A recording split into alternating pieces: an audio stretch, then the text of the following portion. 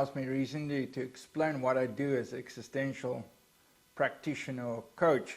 And I thought, well, maybe this is the opportunity to explain it a little bit better. I spent the best part of today, or good part of today, to build a model of the Tower of Pisa, the Bell Tower of Pisa. And you might all know it, and you say, hey, it's skew. Yeah, because if you go to Italy, you'll see it is skew. Now, this tower is about 8 centuries old. They started in the 12th century already. And by the second to third tier, it has like 9 tiers. They realized that they had a huge problem. The foundations wasn't set properly. The soil was sagging, and it was doomed from the beginning. And 8 centuries later, it's still skew. At least now the Italian government got it together to not topple over totally. But the problem was the foundations. And to me, existentialism is really that, is negotiating and building proper foundations. And these are existential truths. Now I say truths, but they need to, how is something true? Well, to me, it's, does it work for you as a person, and does it work for the people around you? You know, so it's all good and well to say, well, this is what I believe, but is what you believe or think or hold dear to, does it work for you, and does it work for people around you? So for me, there's 7. Now, many people have different ones. I think 7 is good.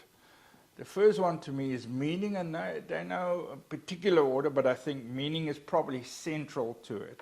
You have other foundations like morality, you have mortality, you have choice, you have love, you have identity, and lastly, you have certainty. So these things you need to negotiate.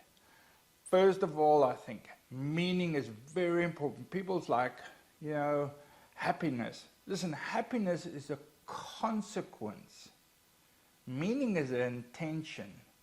When you understand what is uniquely meaningful to you in life, and you know, Frankl told us it's not what you are waiting for life to bestow meaning onto you.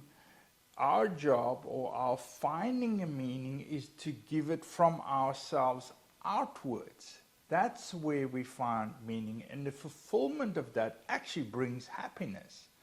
Now, these things are negotiated. The same, you know, morality. Sometimes people would say, well, there's not really truth and lies, and there's all gray areas.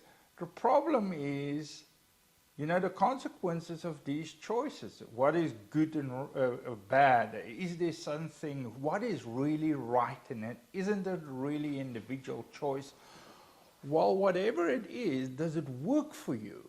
Or do you have, you know, the layers above these foundational things is maybe what we see. We see the emotion, we see the anxiety, we see, or you as well, you see the depression, you see the fear, you see the uncertainty, maybe there's bitterness, there's doubt, there's anger, there.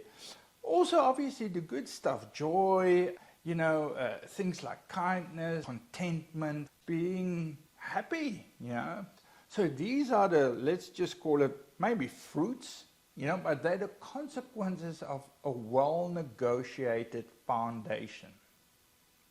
The same with identity, you know. People really struggle in today's society to understand who they are and what they stand for, what they believe. And you need to work these things out. But remember, we see if it's really worked out right in the emotional state. This is where the psychologist and the psychiatrist often, that's where it's picked up. And it's picked up in your relationships with your family, at work, you know, in conflict, in your more romantic relationships, wherever it is, these things, if they're not properly negotiated and continuously so, they will have effect higher up. So I would like to spend some more time over the next year really digging deeper in these foundational aspects to explain it in more detail and really talk about the consequences of choices or the consequences of how we negotiate these things. You know, because our thinking and feeling also impacts the foundations. It's not just bottom up, but it's like much more holistic understanding. And my work as an existential practitioner coach is really helping my clients to develop and wrestle with these concepts and how to put them in place that their lives actually work functionally as best as it could. As I said, not just for them, but for the people around them.